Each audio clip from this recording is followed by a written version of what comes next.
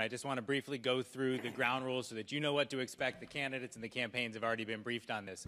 We're going to have 2-minute opening statements from each candidate. There's been a lot of straw drawing to determine all the procedures and who is going to go in what order. We're going to begin with 2-minute opening statements from each candidate. Then we'll begin posing questions to the candidates. Every question will go to all 3 candidates for a 1-minute answer. We'll rotate through the candidates, who goes first, who goes second, etc. There will be 1-minute answers, but no rebuttal. We'll have a 1-minute answer to each question and then move on to the next question to the next candidate who's going to be getting a question. At the conclusion of about 40 minutes of questions from the panelists, we're going to move on to a speed round, a lightning round, 15-second answers, just a few topics that we're going to pose to the candidates to get brief reactions, to give you and the voters a better idea of where they stand on some key issues. At the conclusion of that quicker question and answer round, we're then going to move on to closing statements, which will, again, be 2 minutes, and we're going to have this thing all wrapped up in 1 hour and get you all the information you need so you're ready to vote in a week. We have our candidates here. Let me introduce you to our panelists. All the way at the end of the table is Karen DiMiola. She's the immediate past president of the Connecticut Bar Association. She's also the assistant dean of finance and administration and enrollment here at UConn Law. Sitting in the center of the table is Robert Starace. He has worked in journalism since 1989. He is currently the chief reporter for the Connecticut Law Tribune, a position he's held since November of 2016. Last thing before we get started with the opening statements, we just ask that the audience please refrain from applause or from outbursts or from yelling. The quicker we can move the proceedings along, the more questions we get to, the more we learn about all of the candidates, so we'd ask for your cooperation in that. And with that, we'll turn it over for opening statements. As I said, we've drawn straws for all the positions tonight. The opening statements begin with you, Mr. Tong. Thank you all for being here tonight. I'm here to make the case that I'm most ready and most qualified to be your next Attorney General. But don't take my word for it. Listen to Attorney General George Jepsen, who endorsed me yesterday.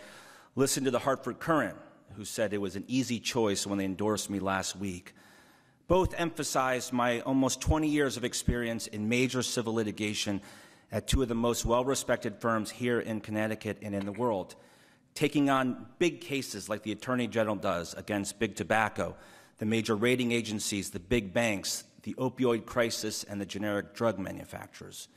Both cited my long record in fighting for Connecticut families, including fighting against gun violence, helping thousands of Connecticut families stay in their homes at the height of the foreclosure crisis, and protecting our civil rights. Both cited the efforts by my opponent, Sue Hatfield, to deliberately mislead voters into thinking that the Attorney General has criminal jurisdiction. We're here at UConn Law School. We know the difference. We know the Attorney General has exclusively civil jurisdiction, and criminal jurisdiction is entrusted to the Chief State's Attorney, and yet Sue Hatfield has been pushing that fake news. But above all, the Attorney General and the Hartford Courant endorsed me because they believe I'll stand up to Donald Trump and his hateful and destructive attack on women, on reproductive rights, on immigrants, and on Connecticut taxpayers. There's a stark difference in this race, and the key test here is the Trump test. Will you stand with Donald Trump, or will you stand with Connecticut? When Sue Hatfield was asked whether she supports the president's policy of separating children from their families at the border, she said clearly, yes, I do. Sue Hatfield fails the Trump test, and I will stand with Connecticut every time. Thank you. I hope to earn your support.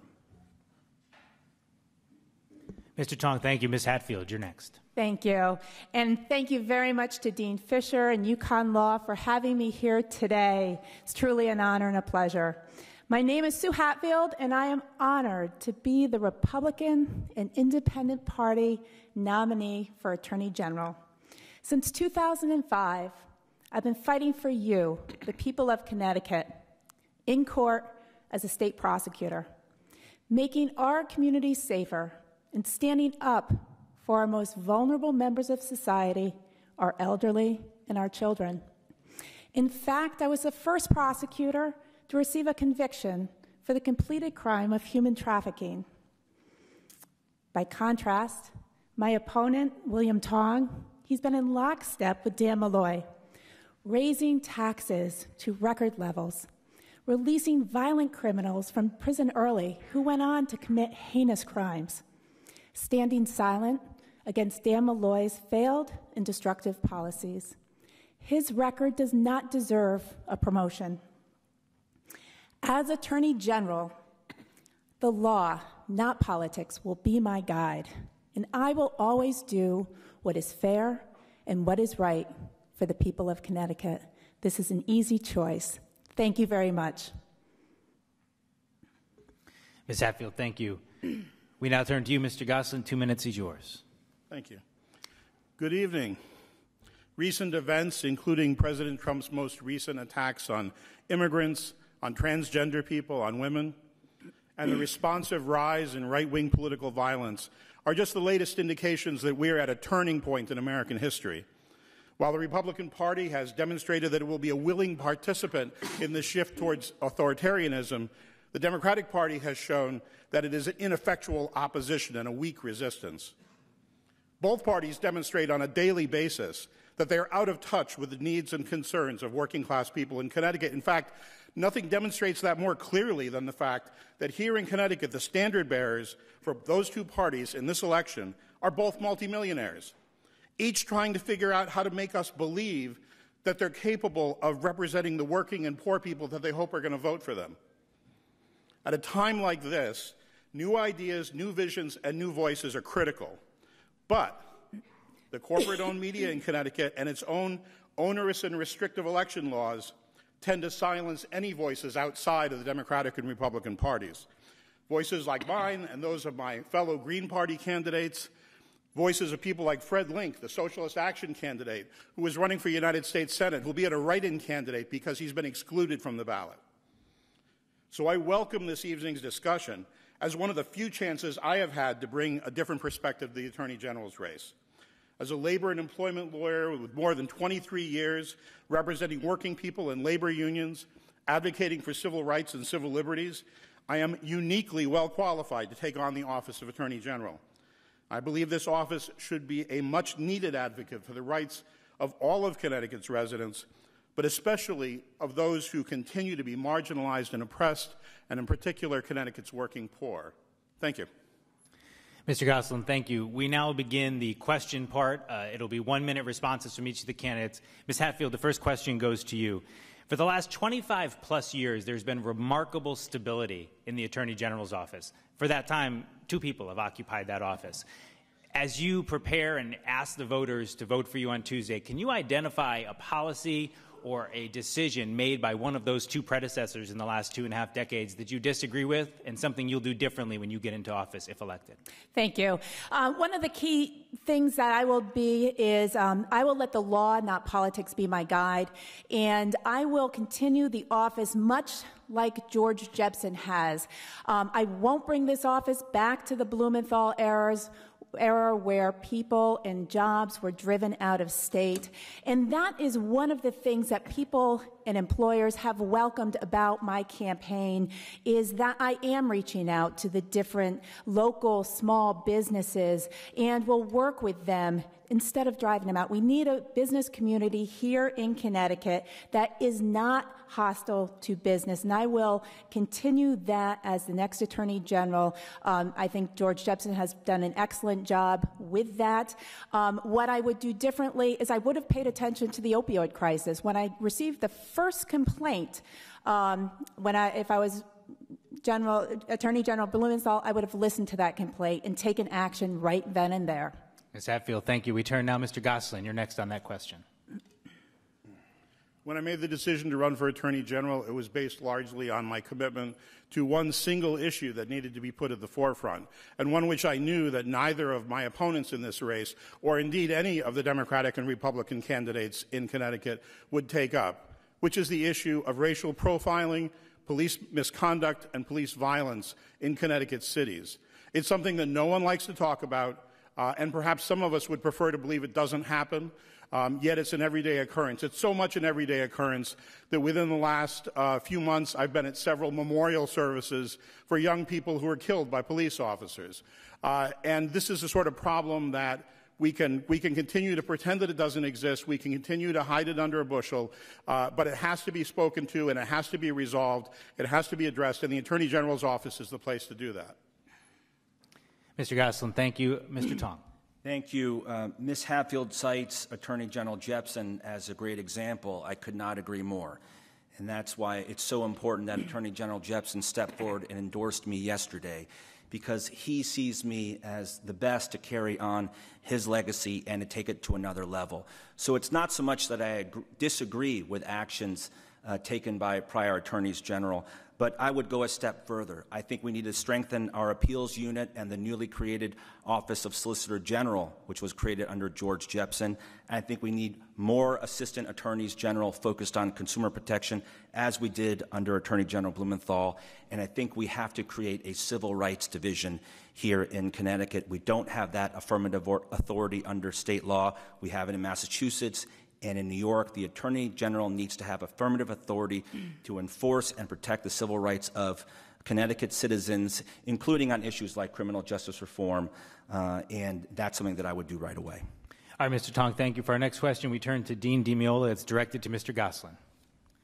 Thank you. This question comes from a UConn law student. What role, if any, does the Attorney General have in making law? That does sound like a UConn law student question.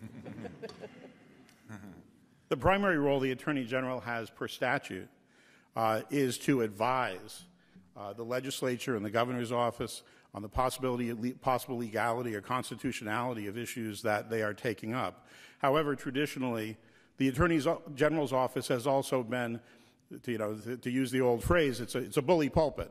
It's a place from which the Attorney General is able to speak to the pressing issues of the day that are being taken up by the legislature and address the direction that they believe, based on Connecticut law, based on our Constitution, those legislative initiatives should flow. In a time like this, when we've seen some really preposterous legislative proposals in recent years, it's particularly vital that the Attorney General's office play that role. Mr. Tong. The Attorney General plays an extraordinarily important role in the legislative process. As I've said over and over again, it's not just the Attorney General's job to practice the law, it is also the Attorney General's job to change it.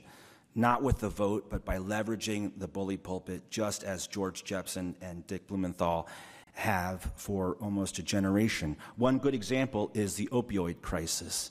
The Attorney General came to me early in the session and said, we have to expand the Attorney General's powers to take on the big pharmaceutical companies on behalf of direct purchasers in order to reverse a Supreme Court decision that limited the state's ability to authorize the Attorney General to take that action. We did that in the legislature. The Attorney General changed the law to give him more powers on the opioid crisis. So many of the things we do about opioids, for example, expanding the availability of Narcan, limiting prescriptions for opioids, those are legislative initiatives. And as chairman of the Judiciary Committee, I will have the experience and the know-how to move the legislature. Thank you, Ms. Hatfield. Thank you. First and foremost, the Attorney General's office of the Attorney General does not make the law. And that's why I've said time and time again, I will let the law, not politics, be my guide. One of the clear differences between Attorney Tong and I is I'm running for Attorney General. At times, I think Attorney Tong is running for the U.S. Senate again. So I am running for Attorney General. I will let the law be my guide. And I will not ever bring this office to a partisan office, much like my opponent will be. He speaks of the opioid crisis, but we need the administration's help in helping us solve and tackle that problem. Connecticut is going to be getting $22 million for that crisis from the administration. Attorney Tong is already picking battles with the administration, where some battles we need to reach out our hand to the administration and work together. So the Attorney General's office does not make laws, but follows them. Thank you. Our next question comes from Mr. Starace. It's directed to William Tong first. Guns have become a big issue in this campaign, especially between yourself and Mrs. Hatfield. How specifically can you protect the right of gun owners, but also support meaningful gun control measures? Again, this is an area in which the Attorney General has an important role, not just to practice the law, but to change it. There's two really important ways in which we do that. As you know, I'm one of the authors of some of the strongest gun laws in the nation. I was part of the team that wrote the post-Sandy Hook reforms. I wrote the domestic violence gun law, and this year I wrote and passed the ban on bump stocks. And I also pushed a bill to ban ghost guns and 3D printed guns. In contrast, my opponent was endorsed by the local wing of the NRA, the Connecticut Citizens Defense League. What the Attorney General has to do going forward is protect Connecticut from any effort by the federal Congress to force us to accept reciprocity, gun permits from other states, which Speaker Paul Ryan has tried to pass in the federal Congress, gun permits from Virginia and North Carolina and Texas that aren't subject to our same laws and restrictions, and also promote safe storage and other important legislative initiatives like a ban on ghost guns. Mr. Tong, thank you. Ms. Hatfield. Thank you. So to clarify the record, I am beholden to nobody. I was endorsed by CCDL before the primary and took a position that was contrary to what CCDL stood for. I stood against 3D, undetectable, untraceable guns for the safety of our children and our community. And that was based upon my law enforcement background as a prosecutor and my husband's experience as a former state trooper. So I am beholden to nobody. I believe as a mental health nurse, I was a mental health nurse for nearly a decade, and I believe that mental health plays an important role in solving the violence that we're seeing almost on a daily basis throughout our country. So that's where I stand. I am pro-Second Amendment, but I use common sense in protecting our communities as well as our children. Thank you. Mr. Coughlin, the same question to you. First off, it's a little bit difficult not to wince when we hear that the problem of violence in our society is a problem of people who are mentally ill. Nothing could be further from the truth. Statistically, we know that that's false. But in addition to that, we also know that people who are not classified as mentally ill are, in fact, some of the worst perpetrators of violence in our society. How in the world do we expect young people to say, oh, I want to resolve disputes nonviolently, when the United States maintains military bases around the world, intervenes willy-nilly in the public affairs of every nation it cares to, and conducts wars, has done nothing but conduct wars and interfere politically for the last, since World War II. In addition to that, we have tremendously overly militarized police. The idea that somehow young people will draw a contrary lesson to what our government does is ludicrous. Mr. Gosselin, thank you. The next question from Dean DiMeola is directed to Ms. Hatfield. What criteria will you use in deciding whether to join with other attorneys general in filing multi-state actions against business entities accused of wrongdoing? And when should Connecticut join in any such lawsuits against the federal government? Well, it's a case-by-case basis. Unlike my opponent, Will Tong, he is going to file suit after suit regardless of what the issue is. First and foremost is I will look at what is in the best interest of the people of Connecticut. I will listen to my constituents and follow the law. I believe that the law will be my guide as opposed to politics. So it will be on a case-by-case basis of what's in the best interest for the people of Connecticut. There are certain suits that I will continue with, for instance, the investigation into the opioid crisis against the pharmaceutical companies. I believe that that's in the best interest for the people of Connecticut. Connecticut has lost over 1,000 residents last year, so it will be on a case-by-case basis. Politics will not play a role in my decision, and that's what I will do. Thank you. Mr. Gosselin. As Attorney General, I would be delighted to participate and collaborate with other Attorney Generals around some of the important issues of the day. But I'm not going to wait. Would plan to initiate action on some of these. Two of them in particular I want to point out. Right now we have a situation in the state of Connecticut where ICE immigration agents walk the hallways of Connecticut's courthouses in order to try to find low-hanging fruit so that they can detain and deport people. That's outrageous. It's a violation of our residents' right to have access to the court system. And the United States government needs to address that violation of our Constitution and of the U.S. Constitution. I also believe that the notion that that Border Patrol agents should be able to board buses and insist that people produce their documents showing that they're allowed to be in the United States. In the state of Connecticut, it's crazy. And it's the sort of thing that shouldn't be allowed. It's a violation of people's rights. As Attorney General, I would take action on it. I wouldn't wait for them to come to me and say, oh, let's do something about this. Mr. Tong. I will protect and defend Connecticut families and our way of life every time. You know, Ms. Hatfield is fond of saying that she'll let the law be her guide, but as we all know here at UConn Law School, sometimes the law is wrong, like Dred Scott. And the reason why we have a 14th Amendment and birthright citizenship in this country was to reverse a deeply unjust law as announced by the Supreme Court in Dred Scott. And now the President of the United States wants to roll that back. He wants to make new law. And if standing up to the President of the United States is being political, then it is what it is, because I'll stand up to Donald Trump every time. His attack on the Affordable Care Act that thousands of Connecticut families depend on, thousands with pre-existing conditions. His attack on clean air, clean water. His attack on immigrants, having ICE lie in wait outside of courthouses and police stations. His attack on birthright citizenship and immigrants like my parents and me. Mr. Tong, thank you. The next question from Mr. Starace, directed to Mr. Gosselin. Everyone talks about the importance of addressing the opioid crisis. What specific measures would you take to go after Big Pharma? Well, the question sort of suggests an answer, doesn't it? That this is what we would do in order to deal with the opioid crisis. We would sue Big Pharma. I'm totally in favor of that. But I can tell you something, that's not going to solve the problem. It's not going to solve the problem of opioid addictions. It's not going to solve the problem of heroin addictions. It's not going to solve the problems of thousands of young men and women rotting in jails because they violated some penny ante possession charge.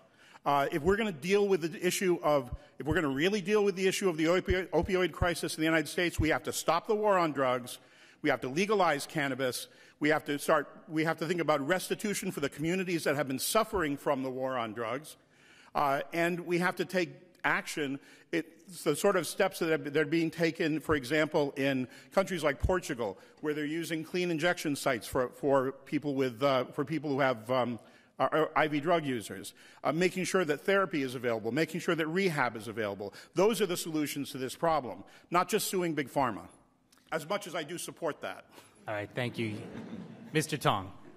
I do think we have to go after not just the big pharmaceutical companies, but the addiction industry generally. I think we have a commercial system from Big Pharma to the major pharmacy chains, the pharmacy benefit managers, distributors, treatment centers, even healthcare providers. And we need to investigate all of the financial incentives throughout the stream of commerce. That's what George Jepsen has done as the national leader of the opioid investigation, and also as the national leader of the lawsuit against the generic drug manufacturers for price fixing. And when they charge more, sometimes 1,000% more for generic drugs than they otherwise should, what happens is people don't get the treatment that they need, and they go seeking for illicit drugs to self-medicate. I also agree in criminal justice reform, particularly around our drug laws. That's why I wrote the Second Chance Society law with Republican votes, the bail reform law, and I'm one of the architects of the state's medical marijuana program. Thank you, Ms. Tong. Ms. Hatfield. Thank you. So I will aggressively pursue the investigation with Big Pharma and take a wait-and-see approach to see if Connecticut is included in the settlement.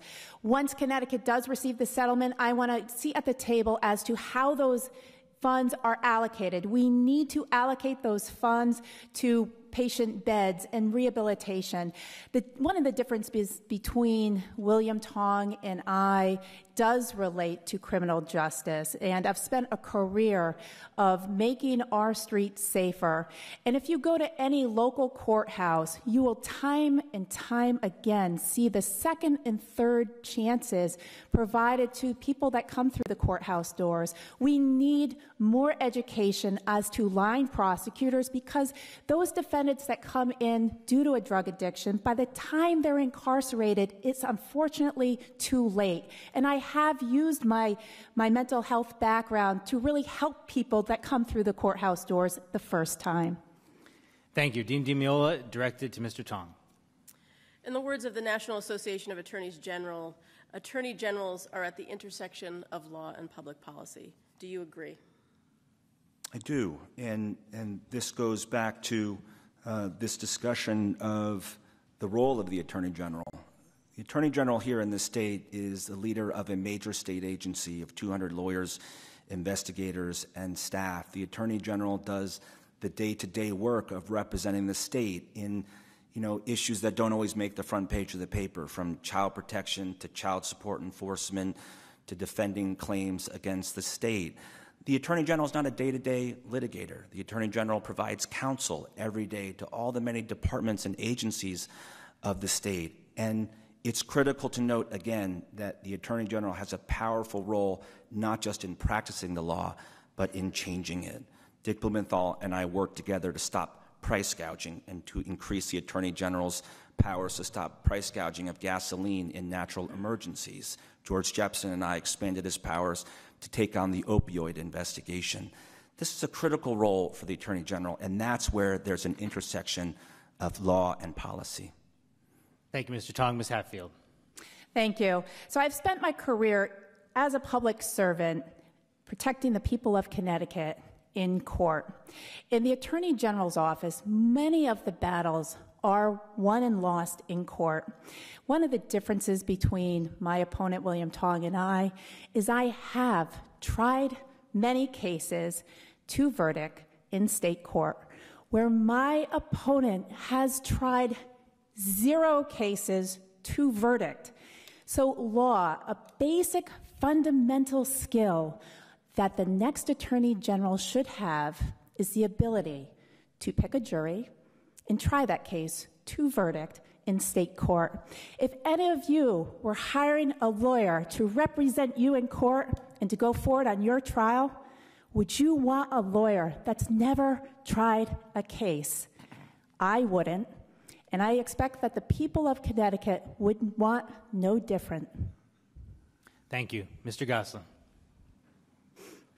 Well, I agree with Ms. Hatfield. I would ask myself, if I were hiring a lawyer in a civil case, would I hire somebody who was a prosecutor or somebody who'd been a civil lawyer for more than 23 years and had actually practiced law in the areas that we're talking about with respect to the Attorney General's office? I mean, frankly, I think if we're talking about the intersection of law and policy here, Ms. Hatfield's in danger of being run over.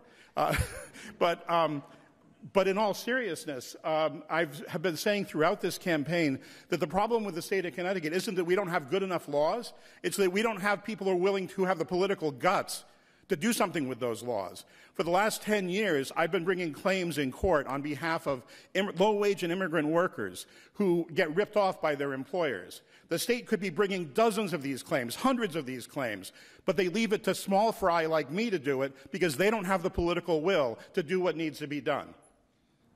Thank you, Mr. Strachey, and this is directed at Ms. Hatfield. Mrs. Hatfield, what is your specific position on the President's policy of what appears to be separating children from their parents at the border, and would you support the continuation of sanctuary cities in Connecticut? I am against separating children at the border. There are times where children come into the country without their families, and they are being trafficked and lost into the trafficking world. And I suspect I do have more experience than my opponent, William Tong, as to human trafficking. I was the first prosecutor to receive a conviction in human trafficking. So first and foremost, we need to protect the children that come into this country. As a mother and as a mental health nurse, I object to the separation of children from their families.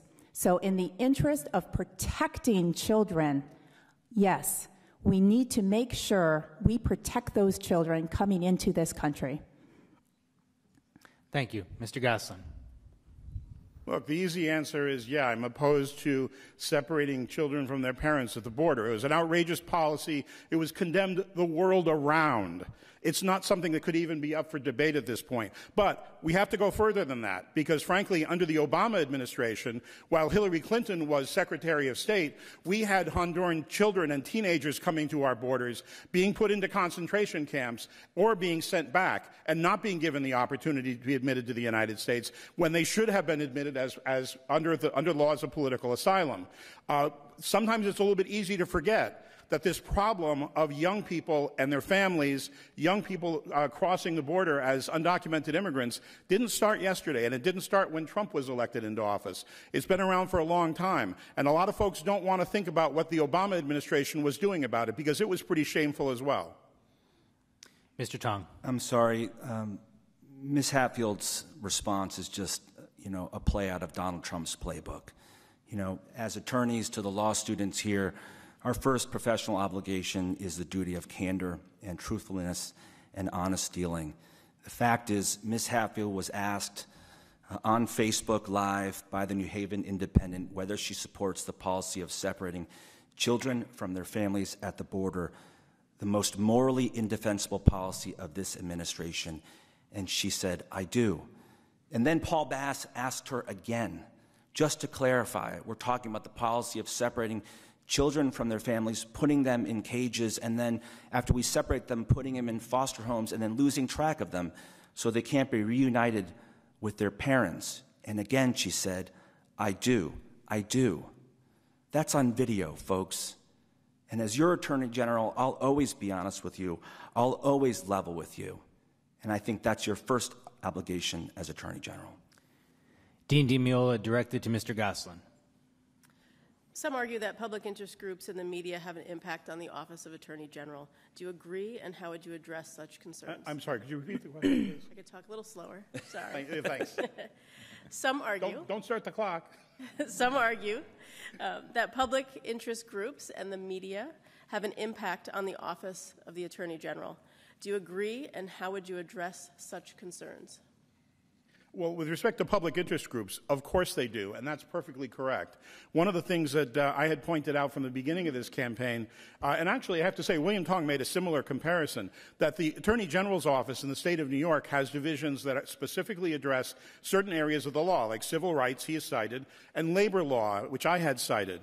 And one of the reasons that's important is that in the state of New York, the folks working in the labor rights division actively work with community groups. They work with faith-based groups, ethnic groups in the community, immigrant organizations, worker centers, and unions in order to identify employers who are breaking the law. So absolutely, there should be that kind of an interaction between public interest and the Attorney General's office.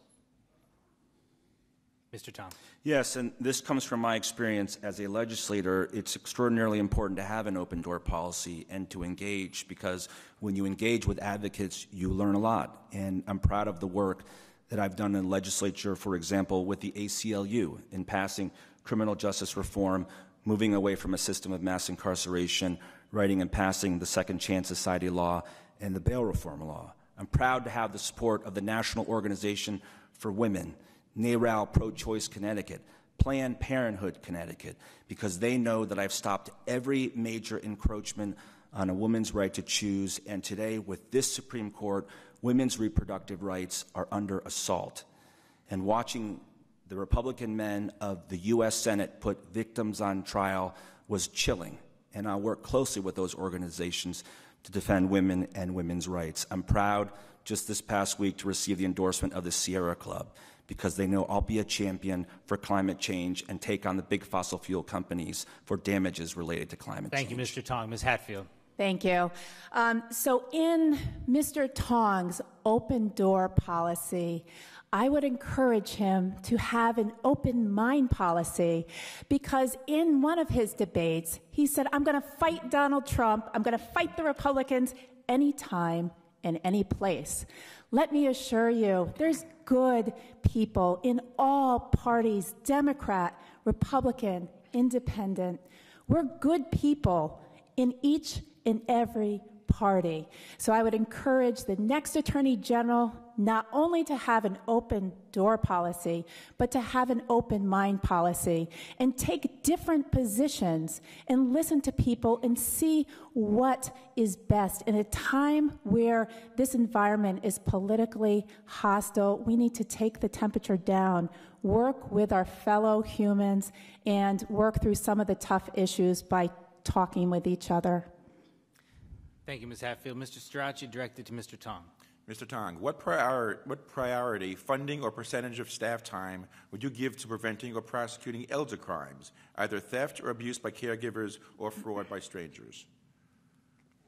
So overall, we have 15 departments in the Attorney General's office. And as I said earlier, I think we need to strengthen both the Solicitor General's office and also create a civil rights division. I think the threat of elder crime continues to be very serious and pervasive. My own mother was the victim of an online fraud. There's no savvier and tougher immigrant businesswoman than Nancy Tong, but she got taken for $5,000 through the internet. So that plus the phone calls that we all get saying, for example, that your grandson or granddaughter is in trouble, can you go down to the local CVS and buy gift cards and send them to us? This is a constant threat, and so I would make sure that I would leverage my experience as a legislator and chairman of the Judiciary Committee and go to the Appropriations Committee and go to the governor and get more resources for protecting our seniors. Ms. Hatfield. Thank you. So as a prosecutor, I have been vigilant in protecting our elderly. I've prosecuted numerous cases involving the elderly where their life savings was decimated. Family members that they had relied upon just took everything they had. And I worked vigorously to make the elderly whole. My first job out of college was working the night shift at a nursing home with the elderly. I, as the next Attorney General, will make sure that the health care that they receive is second to none. They deserve our utmost respect, our protection, and as next Attorney General, I will look out for their interests. Thank you. Mr. Gosselin, the same question to you. A little-known fact, one of the few things that Ms. Hatfield and I have in common is that we started our careers working on the night shift in hospitals. And I give her credit for that because I know, having done that for a long time, what a tough job it is. And frankly, I'm glad that I'm not doing it today. I like what I'm doing. But with respect to elder crime, it absolutely has to be a priority. In fact, elder crime and people preying on disabled people are two areas of the law that I feel really need to be, we need to spend a lot more time focusing on. We've talked about, we know that these scams are out there, we know that they're happening, and yet actually we hear very little about the actions that the government is taking to deal with it. There's no question I would make that a much higher priority. Thank you. Our next question is going to be Dean DiMeola, and it is directed to Ms. Hatfield. What characteristics are most important to you in deciding to hire new assistant attorneys general? Yes, the ability to work with people. First and foremost, I want somebody that's a team player that can work with both Democrats, Republicans, and just work together as people. I want somebody that is a hard worker. I'm not going to look at what law school they went to, but are they a hard worker? Are they willing to learn, and are they willing to take on new assignments with a smile and be the best advocate for the people of Connecticut? Thank you. Mr. Gosselin. I've had the opportunity in my career to hire a few law clerks, interns, that sort of thing. And one of the things that I have learned from it is that there's a certain look. There's a certain something that in person's eyes when you tell them that what you're going to be doing is, for example, taking employers to court who cheat undocumented immigrants out of their wages by paying them 5 cents an hour for their work. And when you see the response, and you see that that's something that person's fired up about and angry about, and they want to do something about it, that's when you know you've got the right person. Thank you. Mr. Tong. So there are a number of assistant and associate attorneys general in the audience tonight. They're organized in a union by the American Federation of Teachers, which has endorsed me and I'm grateful for their support. I believe one of the reasons why is because they know that I know that they're the best at their jobs, and it's not my job to step in and to arrogate and step in front of them and to do their jobs for them. The best people are the assistant attorneys general on the ground who know their jobs better than anybody else. And that's why it's so important when evaluating new assistant attorneys general to make sure that you have people who can work on their own, who can do the whole job of being an assistant attorney general, not just going to court and litigating, but also providing advice and counsel to the many state agencies and departments that they advise, problem solving for state agencies and departments, and coming to this with a full set of skills to serve the people of the state. Thank you. Mr. Strachey, and it's directed at Peter Gosselin. Mr. Gosselin, some could argue that Connecticut has a history of corruption among our elected officials. What will you do to combat this trend and help Connecticut citizens be confident their elected officials will be held accountable? Some certainly could argue that. I don't think they'd have a very difficult time of it. However, I would say this, that I've noticed that in the history of the enforcement of anti-corruption laws against municipal officials, for some strange reason, the state of Connecticut seems to take a particular dislike to municipal public officials of color who have strong support from communities of color. I think we need to broaden that our scope a little bit and make sure that we're going after the folks who are responsible for defrauding, not only in the ways that perhaps are obvious, but in the much less obvious ways, in the ways that that are taking money out of taxpayers' pockets and wasting taxpayers' money. But I think that my impression is that while we need to do more of it, we perhaps need to think a little bit differently about how we're doing it. Thank you. Mr. Tong. So we, of course, have a pension revocation law here in the state, and the Attorney General must take a lead role in making sure that the public trust is not breached, because by statute and by responsibility, that is a function of the Attorney General and its office. But let me also say that criminal jurisdiction is entrusted exclusively to the Chief State's Attorney.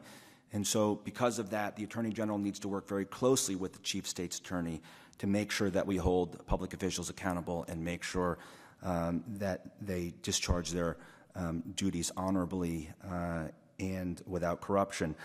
I've worked closely with the Chief State's Attorney for years and years, most recently on a proposal around grand jury reform here in the state to create more powers under the state for the Chief State's Attorney, working closely with the Attorney General to investigate public corruption. And so that's a concrete example of what I would continue to pursue were I to become your Attorney General. Thank you, Mr. Tong. Ms. Hatfield. Thank you. I will work closely with the Chief State's Attorney's Office, which is the office that I am currently a part of, but I'm out on leave. I'll also work with the federal side, the Department of Justice, and work in a collaborative fashion to really tackle this problem. Thank you, Ms. Hatfield. Dean DeMilla. The Connecticut Bar Association and the judicial branch have spent considerable time and energy on diversifying the bench and bar. How do you propose that you will create an inclusive work environment as the Attorney General? Mr. Tong, that's to you first. So this is a very personal issue for me. As you may know, I'm the first Asian American elected at the state level in Connecticut's history.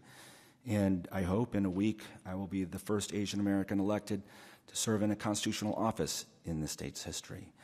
And so I think Attorney General Jepsen has done an extraordinary amount of work in bringing more women, particularly in leadership on the 7th floor of the Attorney General's office, and more people of color in senior leadership roles.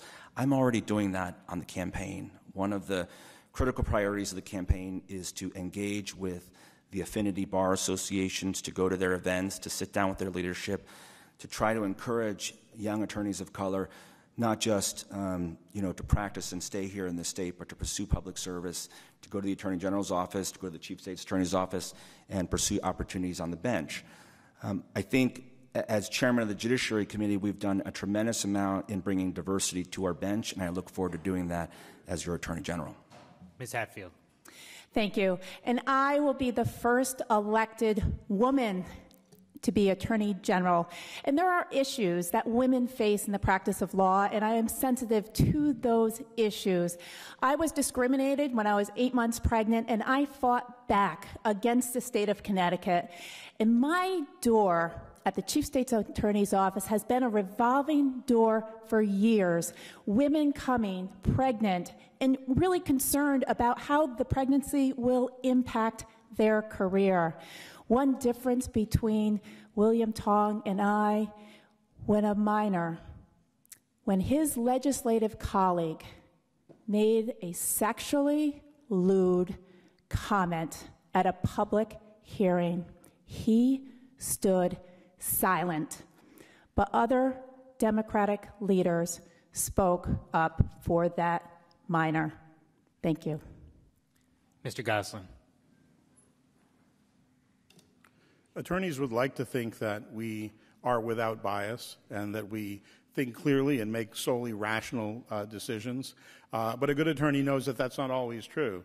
And I can tell you that although I've spent my entire career representing women who are pregnant who are being discriminated against in their jobs, women who are being sexually harassed in their jobs, people who are being discriminated against because they're Asian or African American or because they're Muslim, I know that until we start getting more folks into the Attorney General's office, bringing them, cultivating them from the law school on up, until we begin to change the color of that office and the complexion of that office will not change. It's not a matter of what I'm going to do. It's a matter of what the people who come after me are going to do. And my job is to make sure that the people who come after me are more representative of the people of the state of Connecticut than I am.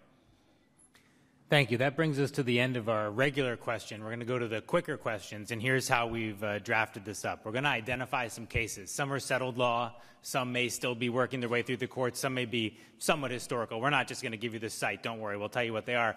We're going to ask you to, in 15 seconds, if you as Attorney General were asked to craft an amicus brief on these cases, in a sentence or two, 15 seconds, what would your thoughts be on those cases?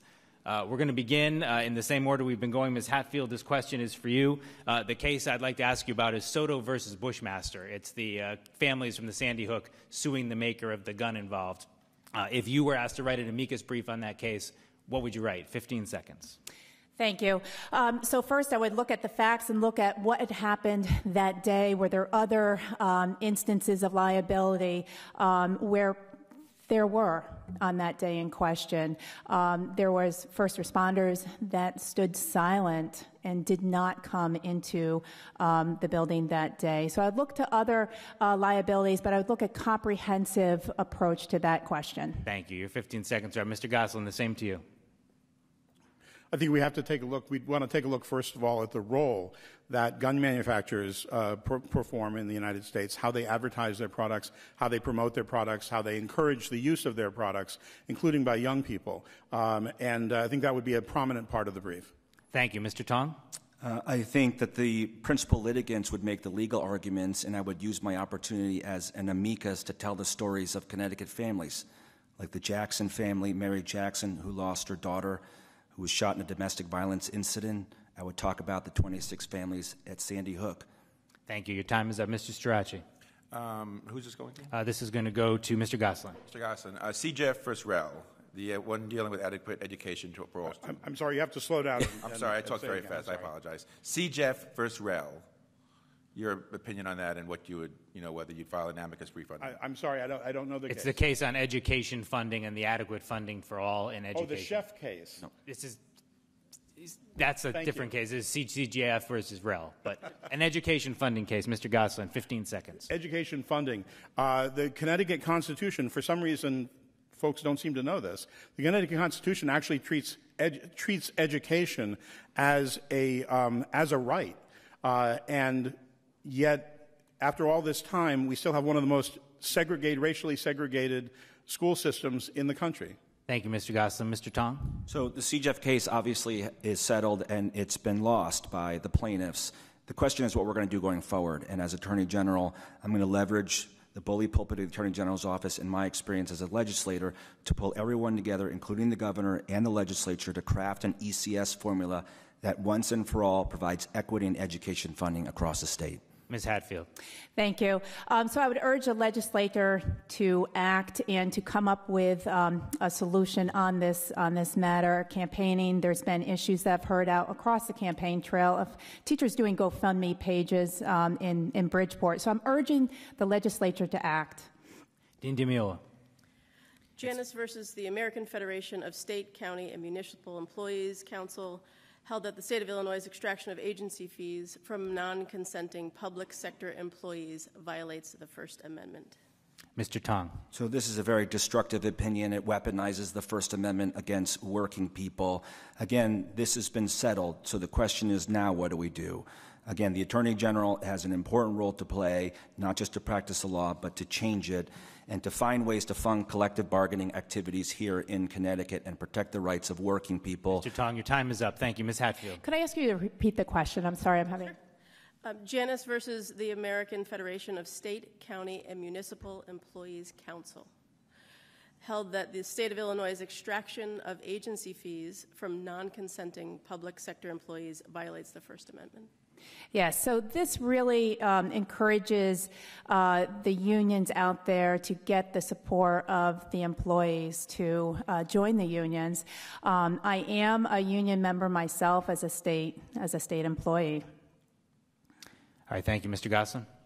In the wake of the decision, the most important thing is for Connecticut's legislature to take up the issue of ending what are called hostage worker meetings, where the boss gets to sit down and talk to people and they have to listen, whether or not to listen to them talk about the union without being able to leave.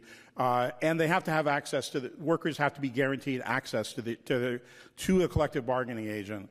At the beginning of their employment on the first day and throughout their Mr. Gosselin, thank you. Your time's expired. We have time for just one more. Commissioner versus the Freedom of Information Commission was just decided. It was the Hartford Courant's request to get the documents from the Lanza home. In a similar case, because I know we've come across settled law here again, in a similar case, how would you file an amicus brief if there was a public information request similar to that case? Ms. Hatfield first. Thanks. So in that specific case, I do believe that the documents should be released. Mr. Gosselin.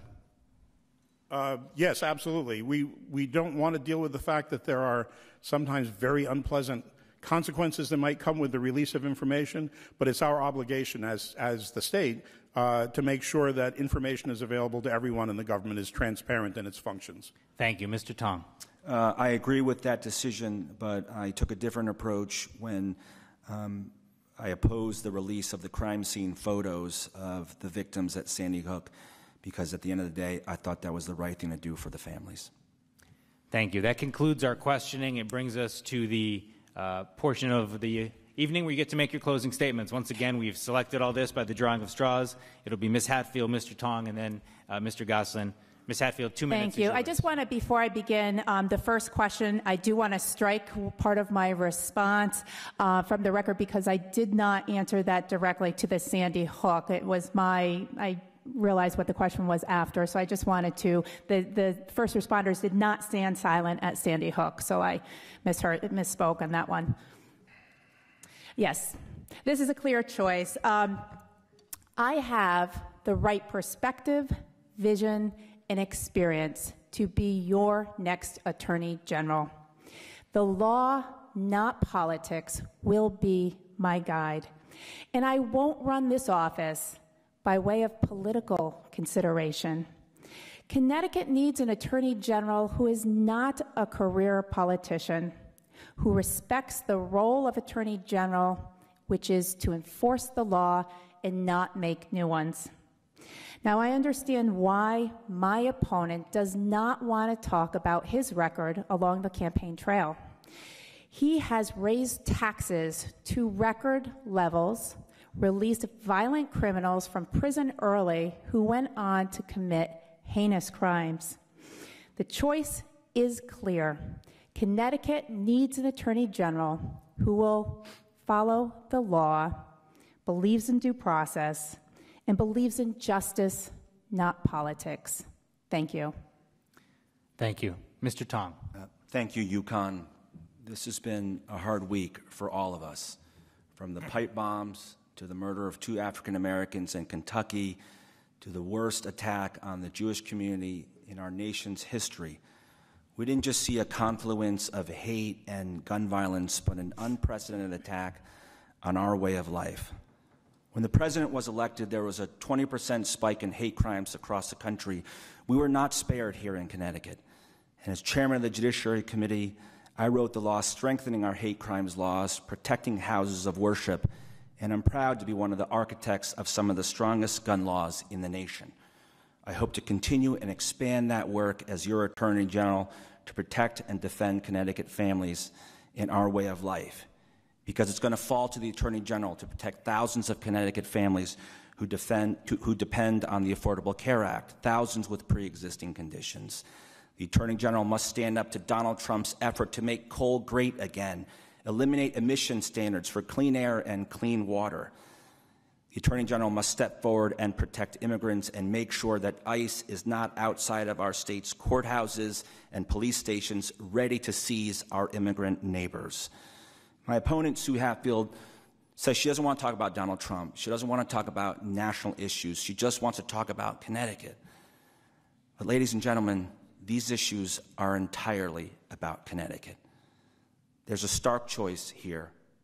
My opponent was asked, do you support the president's morally indefensible policy of separating children from their families at the border? An important character question.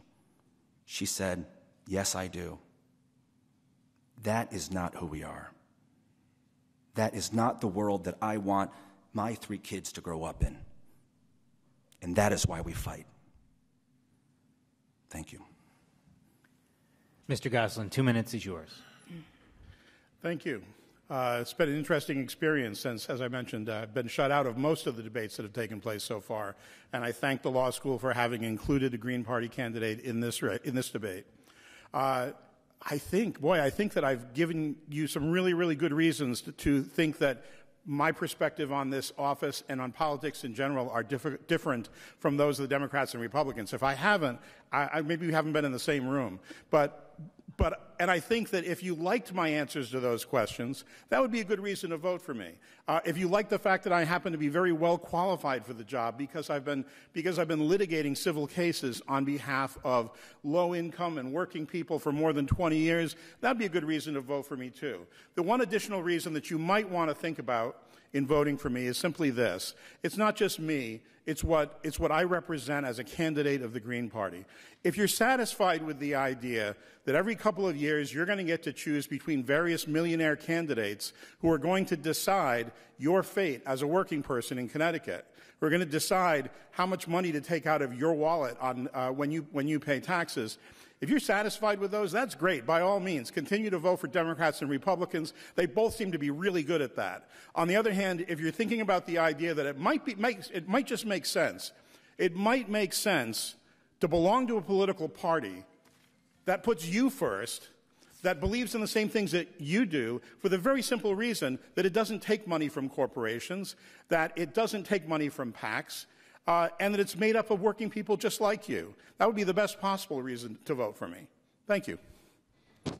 Mr. Gosselin, thank you. Ladies and gentlemen, that brings us to the end of our evening. You've been, either because you're all lawyers or in spite of the fact that you're lawyers, you've been very well behaved. You may now applaud the candidate. We're well behaved.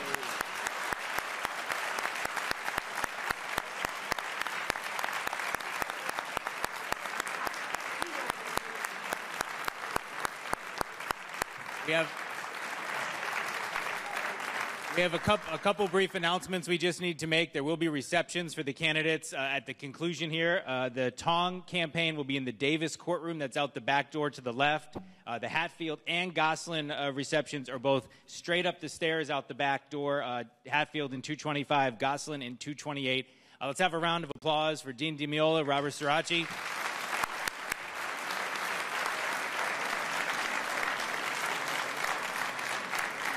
I think you'll agree they did a fabulous job with the questions. Candidates, thank you for being here. Good luck to you on Tuesday. And on behalf of Dean Fisher and all the wonderful folks here, thank you all for being here, and good night.